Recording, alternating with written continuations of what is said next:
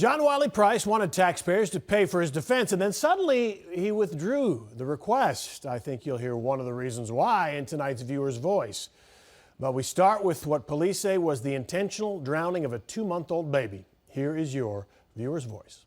A 14-year-old Dallas girl is charged for intentionally drowning a 2-month-old baby in her care. I was just calling to give my sympathy and condolences to the family of the little 2-month-old that was drowned the other day. It's a sad situation. The baby's mom was in jail, and CPS placed the infant justice with the 14-year-old's family based on the mom's recommendation. A lot of questions. Why weren't they in school? And why didn't the grandmother take the baby? You know, I know it's a lot of unanswered questions. Ain't the CPS responsible too for manslaughter by placing that baby with a family friend?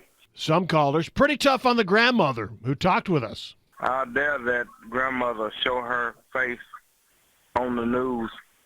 I'll hold her just as responsible for not keeping her own grandbaby.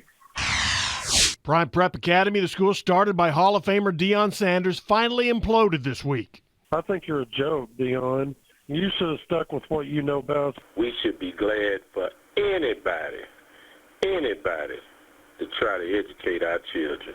Sanders was never a part of the day-to-day operations or the way the school spent its money or apparently didn't pay its bills, but his name will always be connected to the school he founded. Deion, we just want to thank you for trying to help less fortunate kids have a better education. It didn't work out.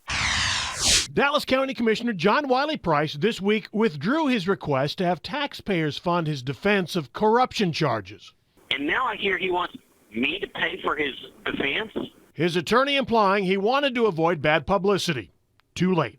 John Wiley Price needs to dig in the garage and get his money out of there and pay for his stuff instead of having us trying to pay for it, or better yet, go sell that Bentley.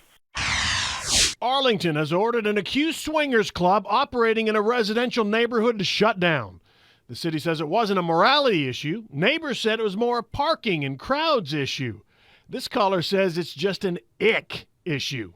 I know those swingers was nasty over there at that house. They all have to put on hazmat suits and clean the house up, get all the infections out of there. That's ridiculous. Now to the unusual.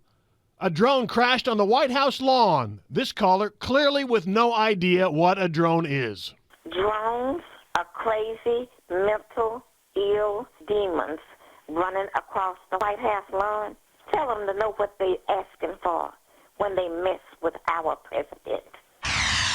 From demon drones to tacky ties. Now, I love me some Steve Eager, but what I want to know is why on Tuesday of this week did he have on this lime green tie? Steve, I love your ties, but this was just tacky. I thought about making up a story about puppies and kids, making me that tie to make you feel guilty, but hey, I just like it.